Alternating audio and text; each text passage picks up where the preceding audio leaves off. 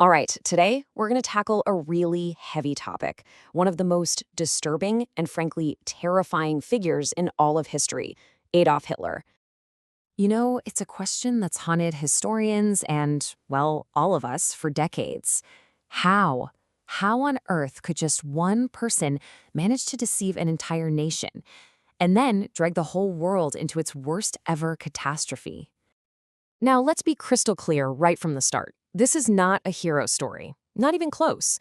What it is a terrifying lesson about what happens when fanaticism and hatred take over, especially when people just surrender their minds without question. So, why are we talking about this now? Why does this story still matter so much? It's simple, really. Because understanding how this could happen is literally the only defense we have to make sure it never, ever happens again. At the center of all this is the concept of a dictator. I mean, a ruler with absolute total power. This idea is so crucial because it's the key to understanding how one person's twisted ideology could cause so much devastation with almost no one to stop him. Okay, so to really get a grip on the dictator, you have to look at the man himself. And his story, believe it or not, doesn't start on some grand battlefield. It starts in a humble artist's studio. So he was born back in 1889 into a pretty ordinary, simple family. But his early life was really defined by failure. He desperately wanted to be an artist, but he was rejected from art school. This left him poor, struggling, and just stewing in resentment in Vienna. But the real turning point, that was World War I. That's what truly forged his extremist, super-nationalist ideas. And here's the crucial thing to understand. It was this toxic combination of things. You had his deep, personal bitterness from being a failed artist, right? He basically projected that failure outward, blaming everyone else for his problems. He built this whole personal story of being a victim, and then he mapped that exact same story onto the entire country of Germany, which was feeling humiliated and chaotic after the war. It was the perfect storm for his radical ideas to find fertile ground. And that's what brings us to his rise to power. It wasn't an accident. It was this methodical, calculated, and frankly terrifying climb from being some fringe agitator to the absolute ruler of Germany. So the big question is, how did he actually do it? Well, his path to power pretty much followed this chilling three-step playbook. Step 1, he tapped into the raw, explosive anger of an entire nation. Step 2, he became a master of propaganda. We're talking powerful emotional speeches and this idea of the big lie. The concept that if you tell a lie that's just massive enough and you repeat it over and over, people will eventually believe it. And then finally, step 3. Once he had his foot in the door, he just systematically dismantled democracy piece by piece to grab total, absolute control. This quote really just nails it, doesn't it? His ultimate weapon, it wasn't just backroom politics or maneuvering. It was the raw power of his words. He wasn't just leading a political party. He was literally controlling minds with his speeches and his propaganda. And once he had that absolute power locked down, Hitler unleashed his dark vision on the entire world.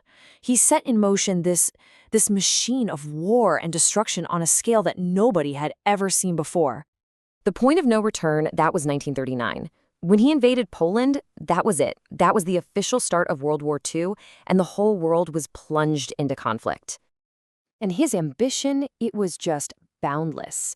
After Poland, his war machine just ripped across Europe. He occupied Norway and Denmark, then Belgium, the Netherlands, and France. Then he turned his sights south to Greece and Yugoslavia before launching this massive, unbelievably brutal invasion of the Soviet Union. And to pull all this off, he commanded a military force that's almost hard to wrap your head around. At its peak, the number of soldiers under his command was somewhere around 8 million. Just think about that number for a second. 18 million. So what was driving all of this? What was fueling this relentless aggression? It was this toxic cocktail of factors. You've got his insane personal ambition to dominate all of Europe. You've got his deeply racist ideology about Aryan supremacy. And of course, you have that simmering historical resentment that he was so good at exploiting. But here's the thing about empires built on hate and violence. They're always, always destined to crumble. So let's turn to how it all ended, and maybe the most important lesson this whole story leaves for us. By early 1945, the tide had completely turned. You had Allied and Soviet forces closing in on Berlin from all sides. And rather than face capture, on April 30th, he ended his own life in his underground bunker. Just days after that, Germany surrendered. And just like that, the war in Europe was finally over. So after all of that, what's the real lesson we're supposed to take away from this incredibly dark chapter of history? Well, it really boils down to this crucial distinction.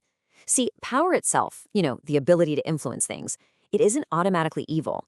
The real, true danger is unchecked fanaticism. That's what corrupts power. That's what turns it into a weapon for tyranny and mass destruction. I mean, if you think about it, the entire story of Hitler is the ultimate, terrifying proof of this exact idea.